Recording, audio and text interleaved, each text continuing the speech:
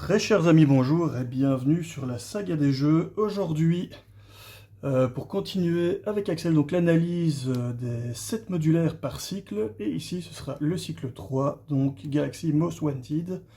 Et on va commencer avec les troupes de Badoon. Donc tout d'abord, on a 2 assassins Badoon, un de manigance, un d'attaque, un point de vie, donc petit allié.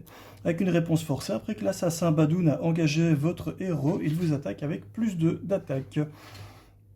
Donc une sorte de coup rapide, mais qui peut éventuellement se refaire plusieurs fois en fonction des cartes qui permettraient de le faire engager ou non. Il a un effet de boost, si cette activation est une attaque, elle gagne déferlement, perçant et à distance. Donc on voit déjà les tentatives d'FFG de parer un petit peu le chum blocage.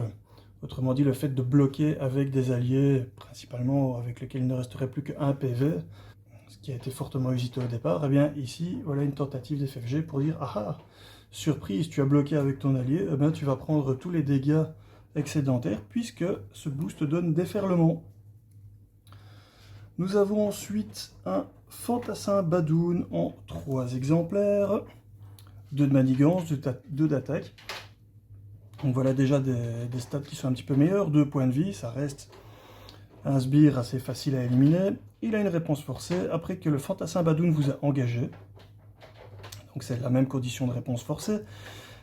S'il n'y a pas d'autres sbires engagés avec vous, attribuez une carte rencontre face cachée. Voilà, donc ça c'est pour l'effet swarm, comme on dirait en anglais, donc afin de s'assurer qu'on engage un maximum de petits sbires pour être overwhelmed, de nouveau en anglais, donc être débordé. Alors il a un effet de boost, mettez en jeu le fantassin Badoon engagé avec vous. Ben, c'est dans la même optique, hein. Donc il n'apporte pas de boost à l'activation, d'icône de boost à l'activation du méchant lors de son activation. Par contre, ben voilà, lui va arriver en jeu et s'activer tout de suite derrière avec soit 2 de manigance, soit 2 d'attaque, ce qui est donc quand même assez fort. Carte suivante, encore un sbire, la sentinelle Badoon, 1 de manigance, 1 d'attaque, 5 points de vie, riposte 1. Donc ici on voit que c'est de nouveau un sbire qui n'est pas trop violent avec son 1 de manigance, 1 d'attaque. Déjà un petit peu plus de points de vie, et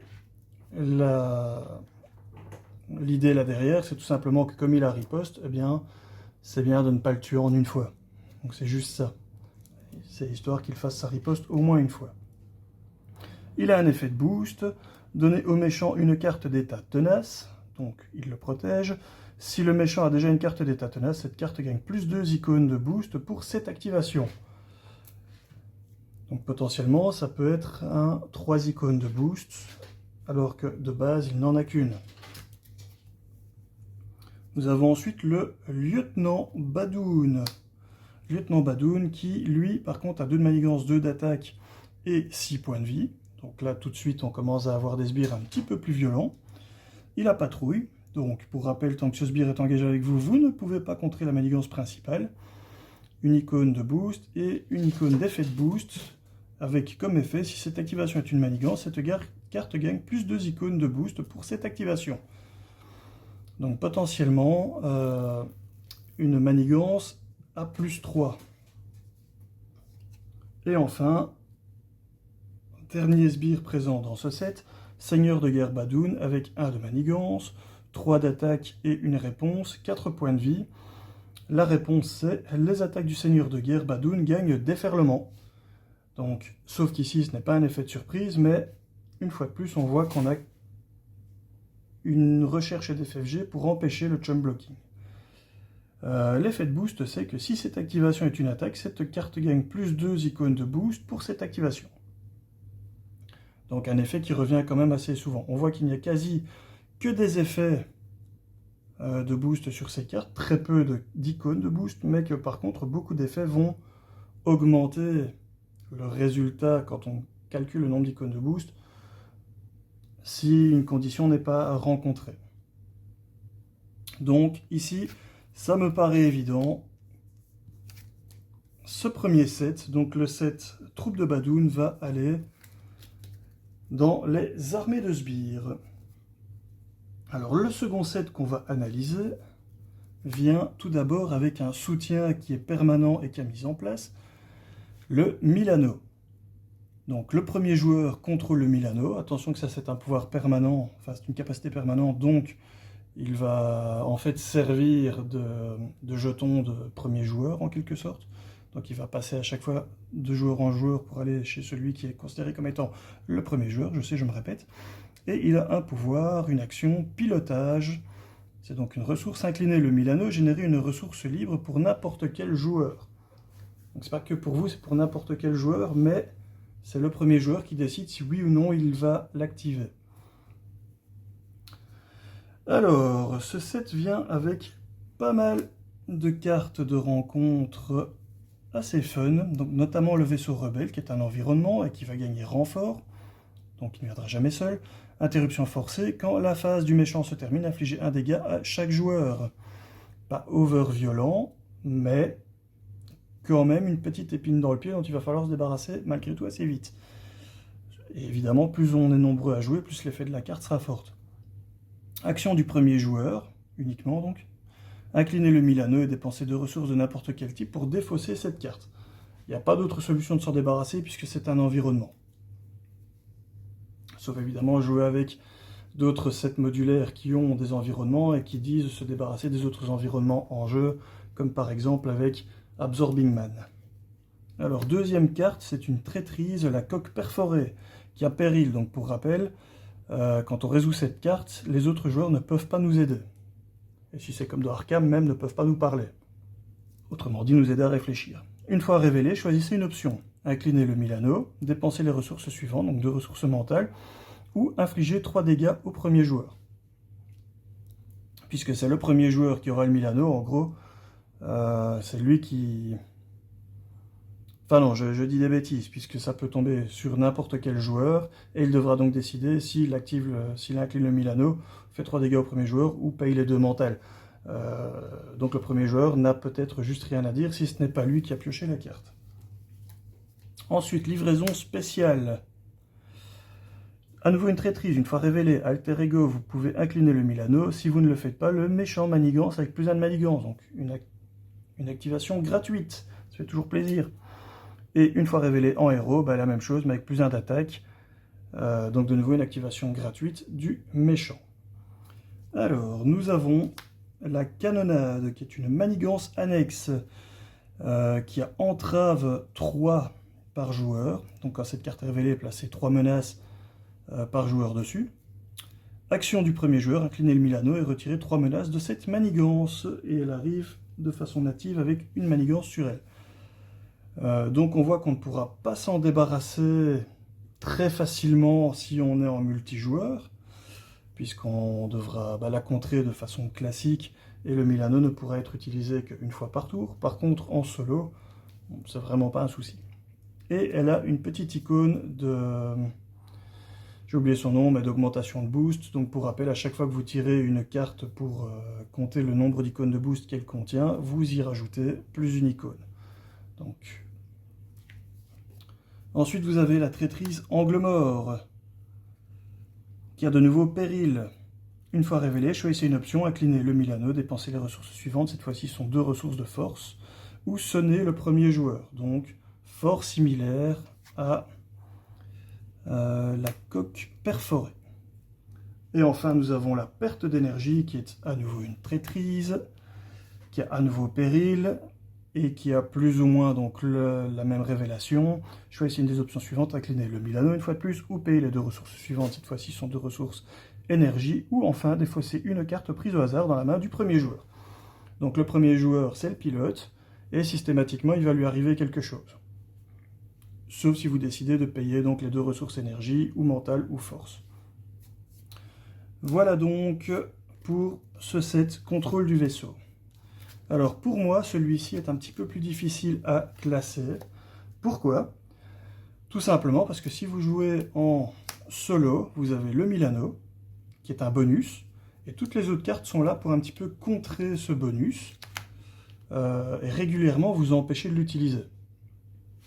Donc ça contrebalance, ça permet d'équilibrer un petit peu le jeu pour que vous n'ayez pas juste un gros bonus, une grosse facilité en plus.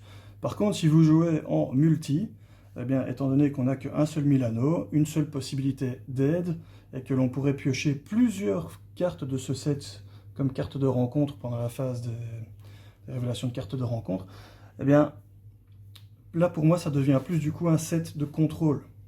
On va avoir plus souvent les effets qui vont se déclencher que le fait de pouvoir annuler l'effet via le soutien Milano. Donc celui-là pour moi c'est vraiment soit finalement un spécial, étant donné qu'on a le Milano qui est contrebalancé par les effets, donc ça ne rajoute pas vraiment à la difficulté, que ce soit dans un sens ou dans l'autre. Ça rajoute plus une mécanique nouvelle, qui est que vous êtes un pilote, que tout se passe bien et que ça vous donne de la ressource, mais qu'en cas de problème, vous n'avez pas accès à cette ressource.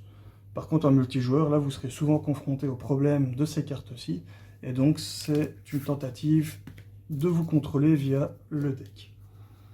Voilà pour ce deuxième set. Le troisième set, serviteur mécanique, pour donc les créatures de ménagerie, pardon, et avec comme première carte le serviteur mécanique qui arrive en 3 fois. Alors, un de manigance, un d'attaque, 3 points de vie, somme toute assez classique. Garde, donc pour rappel, on ne peut pas attaquer le vilain, le méchant, tant qu'on ne s'est pas débarrassé de cette carte-ci, du moins pour le joueur qui est engagé avec. Ensuite, à la patrouille, donc tant que ce sbire est engagé avec vous, vous ne pouvez pas contrer la manigance principale, donc en quelque sorte, on tente de vous contrôler avec un petit sbire de type armée de sbires, mais qui n'est pas trop violent. On a ensuite 4 fois le fantôme de l'opéra. Non, je déconne, le fantôme psionique, 2 de manigance, 2 d'attaque, 4 points de vie, donc il est déjà un peu plus costaud, il rentre déjà dans le niveau moyen, on va dire, plutôt des sbires élites, sans être nommé, sans pouvoir, donc ça restera plutôt quand même une armée de sbires. Mais donc il a comme effet de révélation, vous êtes désorienté, si vous êtes déjà désorienté, subissez un dégât. Pas trop violent, bien que les dégâts directs puissent parfois mettre fin à une partie de façon prématurée, mais pas trop violent quand même. Il a comme effet de boost, mettez en jeu le fantôme psionique engagé avec vous. Donc on n'aura pas l'effet de une fois révélé via cet effet de boost, ça c'est bien, mais on se retrouve quand même avec un 2 de manigance, 2 d'attaque, 4 points de vie. Et enfin nous avons 2 fois le requin stellaire, 1 de manigance, 3 d'attaque avec un pouvoir, 7 points de vie, donc là c'est déjà un autre level. Il faudra une bonne grosse carte d'attaque, voire 2-3 attaques moyennes pour y arriver, pour se débarrasser de lui. Il a coup rapide, donc ça peut faire parfois des sales surprises également. Et son pouvoir, les attaques du requin stellaire infligent des dégâts indirects. Donc ça c'est plus un malus pour lui finalement, puisqu'on peut décider de la façon dont on va s'infliger les points de dégâts. Donc en quelque sorte, malgré que ce soit un 3 d'attaque, 7 points de vie, coup rapide, c'est un petit peu diminué par le fait que l'on puisse rediriger nous-mêmes les dégâts. Et il a un effet de boost, infliger un dégât à chaque personnage que vous contrôlez. Alors ça par contre, c'est vraiment une crasse, c'est comme dans le set civil attaqué, et il me semble une des cartes de Chloé également, puisque de nouveau, il vous arrive souvent de bloquer avec un allié qui n'a plus qu'un point de vie, une façon de jouer qui est fort répandue évidemment, parce qu'elle fonctionne bien, hein, tout simplement. Et bien dans ce cas-ci, vous allez avoir l'effet de boost, votre allié va disparaître, et vous allez prendre les dégâts de plein fouet que vous allez uniquement bloquer avec votre dentier. Donc beaucoup moins drôle, évidemment, c'est le genre d'effet de boost qui peut vous faire perdre. Alors ici, on est clairement dans l'armée de sbires, avec peut-être quand même un petit effet contrôle, vu qu'il y a des effets de désorientation, on va dire, et que le serviteur mécanique tente de vous bloquer avec du garde et du patrouille. Alors, le prochain set, les artefacts galactiques. Ça, c'est un set qui est quand même vraiment très spécial. Donc, on va commencer avec la manigance annexe boule de cristal, qui a entrave 2 par joueur et qui a surtout victoire 0. Donc, elle ne sera déjouable qu'une fois. Elle ira ensuite dans la pile de victoire et ça en sera fini. Elle arrive avec 3 menaces natives, plus donc l'entrave. Donc si vous jouez seul, elle arrive avec 5. Une fois déjouée, le joueur qui a déjoué cette manigance peut jouer une carte de sa main en réduisant son coût de 3 en ressources. Donc, tiens, des effets bénéfiques pour une fois quand on déjoue. Donc ça vous donne vraiment envie d'aller la déjouer. Et c'est évidemment, bien entendu, la raison pour laquelle il y a une victoire dessus, pour qu'elle ne soit utilisable qu'une fois. Après, elle a quand même une petite icône ici d'accélération, pour dire qu'on ait quand même envie de s'en débarrasser, puisque sinon vous la laissez en jeu et rien ne se passe, et vous la déjouez peut-être à un moment où vous n'avez rien d'autre à faire, juste pour le bonus. Mais que nenni! Toujours dans le même principe, nous avons la théière magique, donc qui arrive avec 3 menaces natives, entrave 2 par joueur, avec exactement la même chose. Une fois déjoué, le joueur qui a déjoué cette manigance peut soigner 4 dégâts de son identité, donc à nouveau un effet bonus. Sauf que par contre l'effet négatif dessus, ça je l'ai déjà dit plusieurs fois sur la chaîne, est pour moi beaucoup plus fort, puisqu'une icône d'aléa va vous octroyer, vous obliger plutôt à prendre une carte de rencontre supplémentaire pendant la phase du méchant, et c'est clairement ce qui peut de nouveau mettre fin à une partie prématurément. Ensuite, la pierre philosophale, qui arrive avec 3, avec entrave 2, donc exactement la même chose. Une fois déjoué, le joueur qui a déjoué cette manigance peut piocher 2 cartes, et on a une icône d'augmentation de boost dessus. Donc pas grand chose à dire, c'est exactement le même fonctionnement. œuf du monarque Oujadadrien. Vous le prononcerez vous-même comme vous voulez. Ujad ou rien, c'est bien aussi, pour ceux qui aiment le jade. Donc voilà, de nouveau, entrave 2 par joueur, 3 menaces de façon native, donc exactement la même chose. Une fois déjoué, le joueur qui a déjoué cette manigance peut redresser son identité. Ouais, donc ça c'est pas mal, c'est de nouveau un effet positif, mais qui n'est pas très très violent. Et par contre, de nouveau, une petite icône d'accélération. Alors voilà qui met fin aux manigances annexes de ce set, et maintenant on va passer aux attachements. Je vais faire un petit peu de place. J'enlève tout ceci que je mets ici, hop, et on est reparti. Alors tout d'abord, la potion d'obédience. Donc l'obédience, c'est le fait d'obéir. Attachez cette carte à votre identité. Le personnage attaché perd +1, -1, enfin gagne en fait -1 de contre, -1 d'attaque et -1 de défense. Donc un debuff. Action de héros, subissez un dégât et dépensez les ressources suivantes, donc ici 2 mentales. Défausser cette carte, n'importe quel joueur peut le faire. Donc normalement, les attachements et obligations ne peuvent être déjoués que par le personnage qu'il a dans sa zone de rencontre, contrairement à Arkham. Ici, on précise bien que voilà, n'importe quel joueur peut vous aider à vous en débarrasser, ce qui fait quand même plaisir. Et 2 icônes de boost au passage, je n'ai pas regardé ici, je crois qu'elles en ont toutes une, 1 et 1, c'est bien ça. Donc on voit qu'il y a quand même une construction qui a été réfléchie pour avoir une certaine uniformité. Donc 2 icônes de boost sur la suivante également, la cape d'Hercule. Artefact, attachez cette carte à l'ennemi ayant l'attaque la plus faible. Action de héros, dépensez les ressources suivantes, donc 3 ressources de force pour défausser cette carte, et donc il gagne +3 d'attaque. Donc l'ennemi le plus faible devient probablement le plus fort, et il faut se débarrasser de ressources pour tout simplement le réaffaiblir. Nous avons ensuite le poison.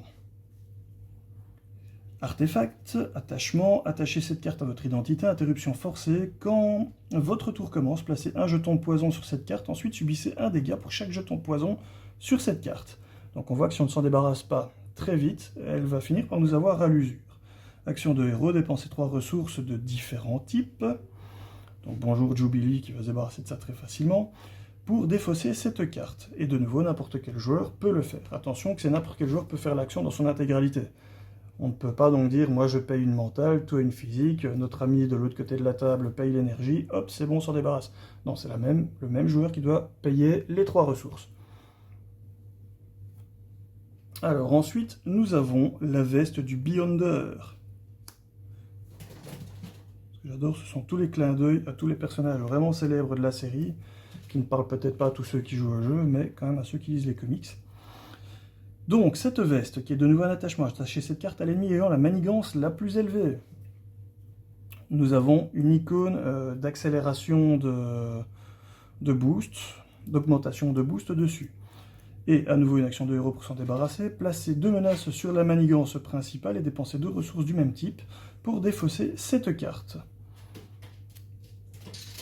Donc, c'est vraiment du contrôle à 100%.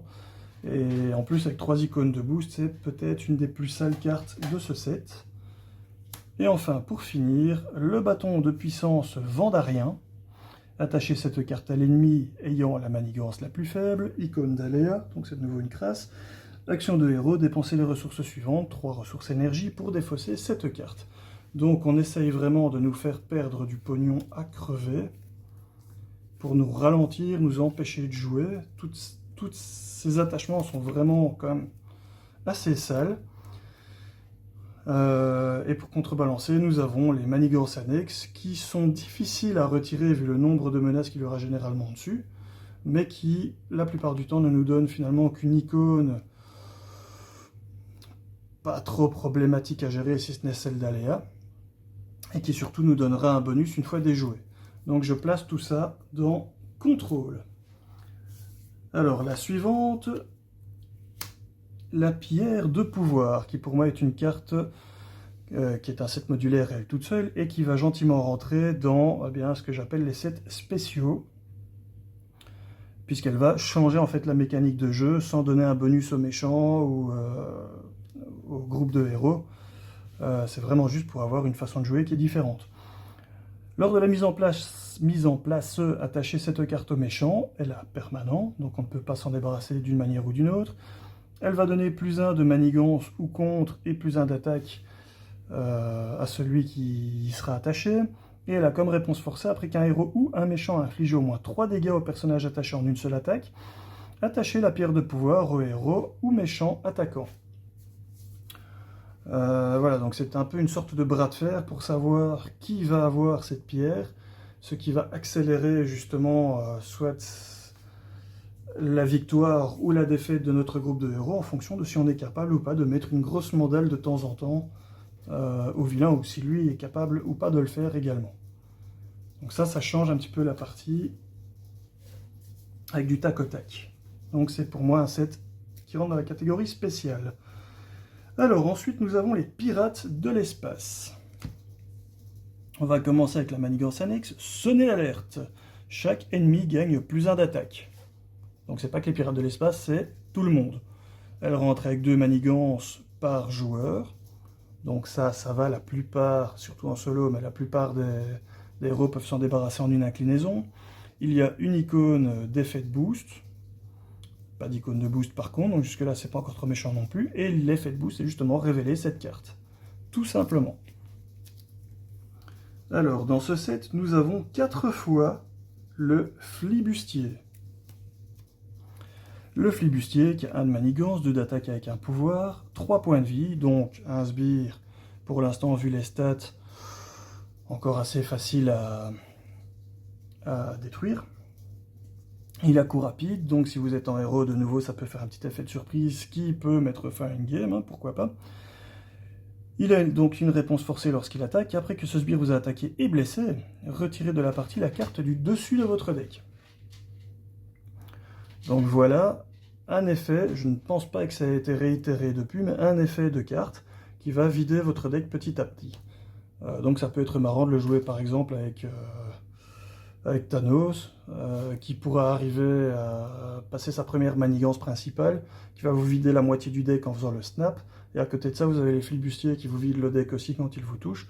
Eh bien ça peut être assez marrant, et en plus comme je l'avais dit dans la toute première vidéo qui explique comment utiliser les sets modulaires par exemple pour avoir un effet un petit peu plus fluff par rapport à telle ou telle partie de la vie d'un vilain, eh bien justement quand Thanos était fort jeune, il faisait partie d'une bande de pirates avant d'en prendre le contrôle et de former son armée, eh bien ça va faire des effets qui se combinent très bien entre eux tout en étant fluff, donc ça peut être très sympa.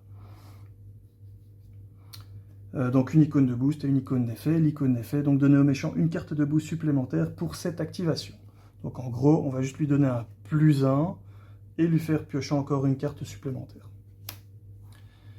Le capitaine pirate, 2 de manigance, 2 d'attaque, 6 points de vie, coup rapide. C'est un petit peu comme si on avait 2 pirates en un, si ce n'est que son attaque, elle reste la même.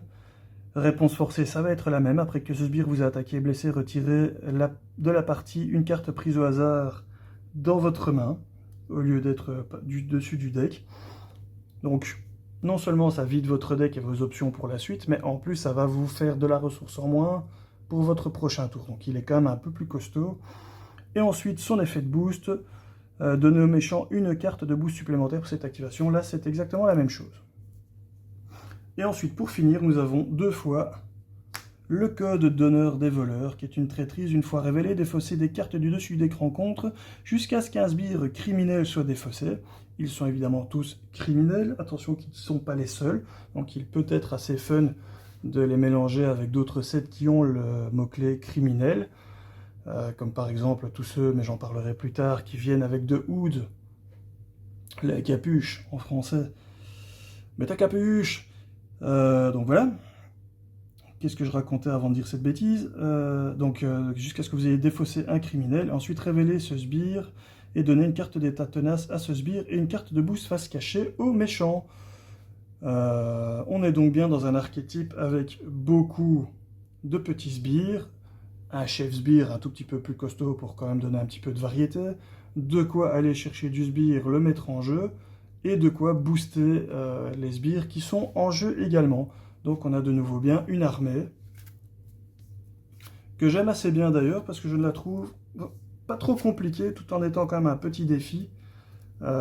Si par malheur il vous fait juste défausser la carte principale de votre personnage que vous vouliez jouer, admettons le réacteur arc de Tony Stark par exemple, eh bien, là on se retrouve quand même avec une de ces cartes maîtresses en moins. Ça peut piquer, sans être trop compliqué. Moi j'aime bien les rajouter à la place de pas mal d'autres armées de sbires. Surtout si je joue avec le Milano en plus, pour changer un petit peu le côté fluff. Je suis dans l'espace, je pars faire une visite dans l'espace et je me confronte à des pirates de l'espace. Je trouve ça vraiment très sympa, très fluff. J'ai fait ça quand même assez souvent. Alors le prochain set, la milice crie. Vous savez déjà que moi j'ai trié ça dans les armées de sbires. Et vous n'êtes pas sans savoir que, j'en ai déjà parlé, que je considère que c'est le set le plus violent des armées de sbires que l'on a actuellement. Alors, tout d'abord, la Bleusa écrit, qui est donc un de manigance, un d'attaque, ça c'est pas trop violent jusque-là, mais avec 5 points de vie et coup rapide, donc déjà un bon, pour être de la Bleusaille, ça va, ils sont déjà bien costauds. Et ils ont un effet de boost, si cette activation est une attaque, elle gagne déferlement. Comment faire en sorte d'éviter le chum blocking, qui est quand même une des façons principales de rester en vie facilement, donc, et de nous obliger à trouver de nouvelles méthodes pour survivre. À l'époque, principalement avec les jetons de tenace, mais comme ils s'en sont rendus compte par la suite, eh bien, ils nous ont rajouté beaucoup de persans, bien entendu. Alors, mais ça on verra dans les prochains sets. Ensuite, nous avons le commando cri, de manigance 2 d'attaque, 6 points de vie, et cette fois-ci avec patrouille. Donc son mot-clé est un petit peu, comment dire, il y a moins de surprises, on risque moins de se faire tuer en un coup, certes. Par contre, ces stats, de manigance 2 d'attaque, 6 points de vie, qui feront qu'on aura du mal à l'avoir en une fois, rien que ça rend déjà les choses un petit peu plus difficiles. Or, il faut se débarrasser de lui le plus vite possible pour pouvoir aller contrer la manigance principale. Donc on voit que le mix qu'ils ont mis sur lui, avec son petit 2 d'attaque, qui donne envie d'aller en 6 points de vie, donc qui vont faire qu'on aura du mal à s'en débarrasser, qui vont nous donner envie d'aller en alter ego. Oui, mais si on va en alter ego, une manigance de 1. Or, on ne peut pas contrer la manigance principale parce qu'il a patrouille tant qu'il n'est pas mort. Bon, voilà, c'est un mix de choses qui fait qu'il est quand même assez sale. En tout cas, moi, il m'a fait perdre quelques fois quand même mes parties. En plus, il a 2 icônes d'activation, 2 icônes de boost, pardon, et une icône d'effet de boost. Si cette activation est une attaque, donc elle gagne perçant. Tatin! Voilà justement de quoi contrer les tenaces. Donc, on ne peut pas chum bloquer. Il y a toujours un risque. Surtout qu'au départ, ce set était prévu pour être joué, je le rappelle, avec Ronan. Ronan qui fait des tatanes pouvant aller jusqu'à 9-12 dans ces eaux-là facilement. Donc si on vous enlève le tenace que vous aviez sur vous, vous êtes one-shoté. Si on vous met des ferlements alors que vous chum bloquez, vous êtes également one-shoté. Donc en gros, il fallait avoir et du tenace et du chum block pour avoir une chance de survivre, en fonction du boost que vous alliez sortir. Et en plus, ils sont en 3 fois chacun, donc c'est pas comme s'il y avait peu de chances de tomber dessus. Ensuite, on a le lieutenant Cri. Alors, 2 de manigance, hein, sur un sbire, c'est quand même déjà pas mal. 1 d'attaque, ça va, c'est supportable, mais 7 points de vie. Ensuite, il a garde, donc il faut le tuer avant de pouvoir attaquer le vilain. Il a robuste. On ne peut ni le sonner, ni le désorienter. Donc, vu le nombre de points de vie qu'il a, on pourrait dire, bon, on va essayer de gagner un tour avec un effet de carte, le désorienter pour... Eh bien, non, on ne peut pas.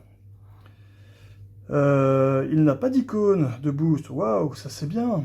Par contre, il a un effet de boost. Si cette activation est une attaque, cette carte gagne plus 3 icônes de boost. Ah, moins bien pour cette activation. Donc potentiellement, si vous faites attaquer, eh bien c'est un plus 3.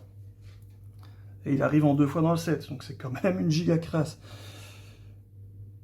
Alors, ce qui fait de ce set un des pires sets armés de sbires, bah, je crois qu'il n'y a pas trop à rajouter, vous avez déjà compris pourquoi, mais ils ne se sont pas arrêtés là, ils nous ont encore ajouté cette superbe carte Armure de combat Cri. Attachez cette carte à l'ennemi ayant l'attaque la plus élevée. Alors vous avez remarqué que c'est peut-être une des raisons pour lesquelles on a des attaques que de 1, 2, ce qui est déjà pas mal, mais ce n'est que 2 et 1 ici. C'est rarement un de vos sbires qui va le choper.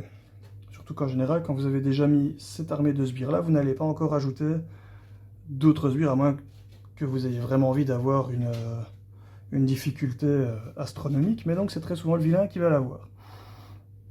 Alors, quand le vilain là, qu'est-ce que ça fait pour lui? Eh bien, diminue de 1 la quantité de dégâts subis par ce personnage attaché pour chaque attaque. Donc c'est un solide gros bouclier. Comme on s'en débarrasse, action de héros, dépensez 2 ressources du même type pour défausser cette carte. Bah, je vous conseille de le faire très vite, même si vous allez perdre un tour, parce que vous allez perdre beaucoup de ressources, que vous ne saurez plus jouer grand chose, je vous conseille quand même de le faire très vite, parce que ça va vous freiner énormément sur la partie. Bon, évidemment, ça dépend toujours du vilain également. Hein. Si vous avez un vilain, par exemple, si vous jouez contre avec Lo en facile, bah, une fois sur 2, il va rien faire. Bon, ma foi, vous pouvez encore vous dire, je lui laisse le temps de gérer le reste, on verra après. Sinon, débarrassez-vous-en tout de suite. Donc voilà, ça c'est pour moi le set de manigance annexe d'armée de sbires le plus violent du jeu actuellement. Donc si vous voulez augmenter la difficulté, n'hésitez pas à le mettre. Et si vous voulez avoir un petit peu plus de plaisir avec Ronan, n'hésitez pas à changer, par exemple avec tout simplement les pirates de l'espace. Alors le dernier set de la boîte, qui n'en est pas vraiment un, c'est un set modulaire qui n'est pas vraiment repris de nouveau comme étant un set modulaire, mais qu'on peut quand même utiliser tel quel, pourquoi pas. C'est tout simplement le tracker Badoon, avec comme star principale eh bien, le tracker Badoon, qui n'est pas unique, hein, donc si vous avez 2 fois le set et que vous voulez le mettre 2 fois parce que vous jouez avec un ami, pourquoi pas, ça peut fonctionner, faites-le, amusez-vous. Un de manigance, 1 d'attaque, 7 points de vie, victoire 2, donc vous ne devrez vous en défaire qu'une seule fois. Par contre, il a Villénie, donc 7 points de vie Villénie, voilà, c'est un petit peu un second vilain, basse classe quand même par rapport à certains autres que nous aurons, mais voilà. Donc c'est un peu un mix entre un sbire élite et un bras droit du boss, à lui tout seul, mais comme il n'y a pas de moyen d'être convoqué réellement, pour l'instant je le mettrai plutôt en sbire élite, lui tout seul. Parce que le reste de son set va être complètement différent. Donc tout d'abord en chasse, qui est une traîtrise, qui a renfort. Une fois révélé, choisissez, soit vous subissez 2 dégâts, soit vous défaussez une carte prise au hasard de votre main. Donc un effet de contrôle, mais qui est gratuit puisque la carte a renfort. Effet de boost, donner au méchant une carte de boost supplémentaire pour cette activation. Donc, à nouveau, elle va aller chercher la carte supplémentaire pour vider plus vite le deck de rencontre, et donc vous octroyez plus de sales effets, plus d'icônes, de jetons d'accélération, etc. J'ai oublié évidemment la carte de boost, l'effet de boost pardon, sur la carte tracker Badoon, qui est tout simplement le fait de le mettre en jeu. Donc, tôt ou tard, quand il est dans votre deck, vous le piocherez, vous l'aurez en jeu, tôt ou tard. Ils ont encore eu la gentillesse de faire en sorte qu'il n'ait pas d'icône de boost. Pourquoi? Parce que vous allez le mettre en jeu lors du boost, justement, et elle va s'activer derrière, ce qui veut dire qu'il va vous faire un dégât ou un manigance supplémentaire, plus la carte que vous allez encore défausser pour les boosts. Ça peut vous vider quand même le deck assez vite, tout en faisant très mal avec l'effet de surprise lorsqu'il arrive. Alors, encore une carte différente, Infraction à la loi, qui est une traîtrise et qui a à nouveau renfort. Une fois révélé, inclinez votre identité, donc ça fait toujours mal, ça pique, on n'aime pas ça parce que ça nous empêche de jouer, ça nous contrôle. Si vous ne pouvez pas, placer 2 menaces sur la manigance principale. Ça, on aime encore moins, parce que si on s'est défendu pour l'attaque, et qu'on chope cette carte comme carte traîtrise, eh bien, ça peut tout simplement mettre fin à la game de nouveau, avec un effet surprise de mettre de la menace sur la manigance principale. Une crasse donc. Un effet de boost, donner au méchant une carte de boost supplémentaire pour cette activation, donc même effet de boost qu'en chasse. Ensuite, le pote du tracker Badoon, un gros bras du tracker, qui est lui-même une sorte de bras droit du boss. Donc on a le bras droit du bras droit. Est-ce que ce serait pas un peu le bras gauche du coup du boss? Non, bref, soit. Vous répondrez dans les commentaires si vous voulez. Ma tentative de blague tombe un peu à l'eau. Alors, donc un sbirek, 1 de manigance, 2 d'attaque, à nouveau renfort, 8 points de vie, patrouille. Donc, déjà, il se remplace. Donc vous repiochez quelque chose derrière.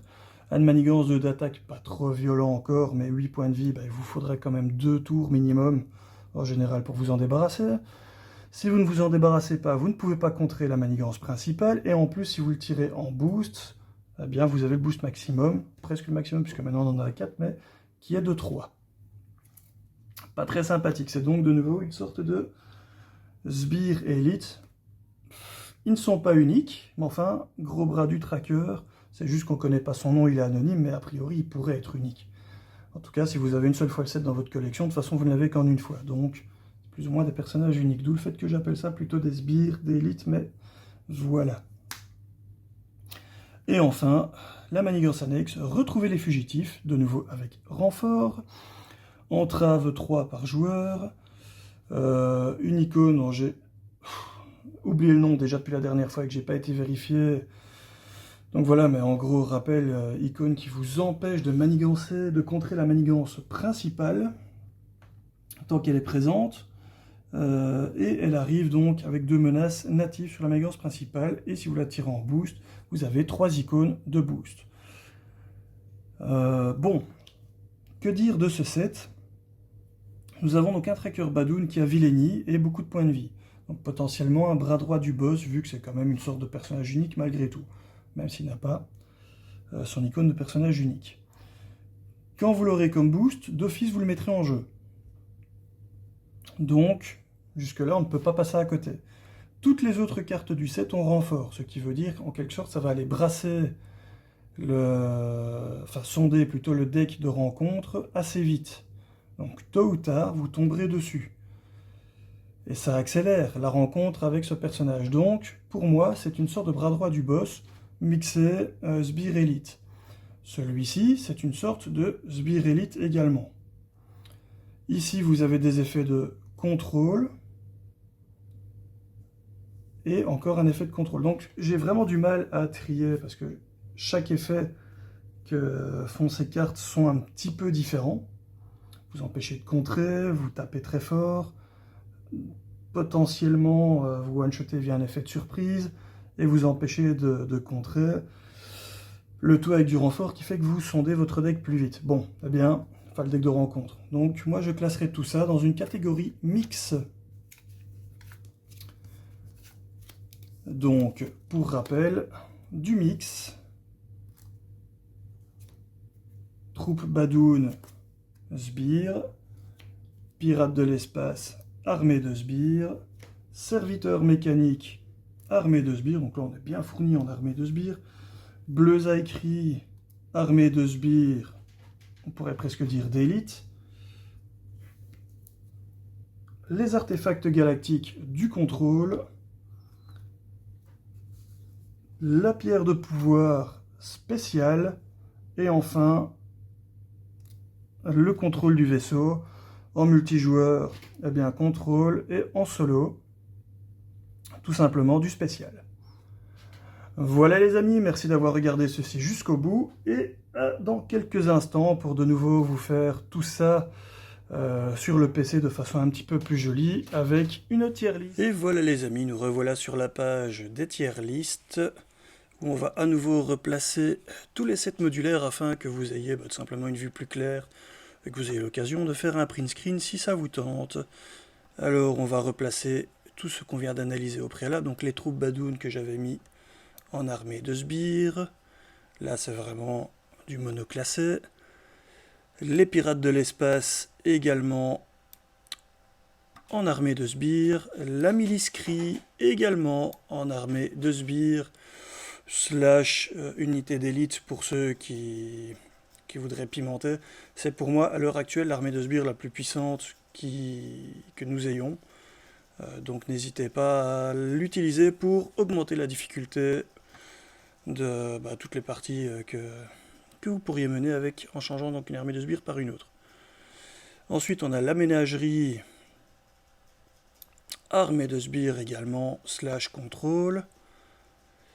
Le tracker qui est un petit peu spécial, puisque normalement on est censé le jouer en ajoutant carte par carte en fonction des réussites ou des ratages des missions dans Galaxy Most Wanted.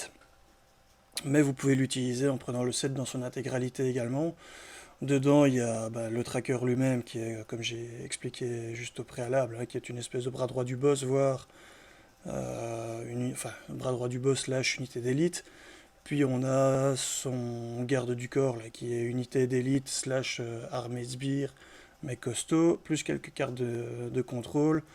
Donc je le place dans mix, puisque d'ailleurs c'est plus ou moins comme ça qu'on est censé le jouer dans la campagne. Alors on a une carte de la pierre de pouvoir qui est bien entendu une mécanique spéciale, puisqu'elle ne change pas vraiment la difficulté, elle apporte juste, comme le nom l'indique, une mécanique de plus lors de la partie. Le contrôle du vaisseau que je vais placer, puisque je joue quand même principalement en solo dans les mécaniques spéciales. Mais pour rappel, si vous jouez en multi, moi je considère à ce moment-là que ce sera plutôt du contrôle, puisque les cartes qui vont être rajoutées dans le deck de rencontre vont annihiler en fait quand elles sortent le bonus du vaisseau, dont j'ai oublié le nom maintenant, mais ça c'est pas grave. Donc quand on joue à plusieurs, on a plus de chances d'avoir ces cartes qui sortent simultanément et finalement donc nous contrôler en nous faisant des effets qui nous ralentissent dans notre progression contre le vilain. Alors que par contre, si on joue en solo, eh bien, ça ne sert qu'à enlever en fait le bonus du Milano. Et qui fait qu'à ce tour-là, eh bien, on fait une partie normale puisqu'on ne bénéficie pas du bonus du Milano ce tour-là. C'est juste ça. Donc ici, je vais le garder dans mécanique spéciale, juste puisque je pratique plus de solo que de multi. Et enfin, les artefacts galactiques, où là, c'est clair, c'est net, c'est du contrôle. Et bien voilà les amis, ça clôture le cycle 3. Et on se revoit bientôt pour le cycle 4. A plus!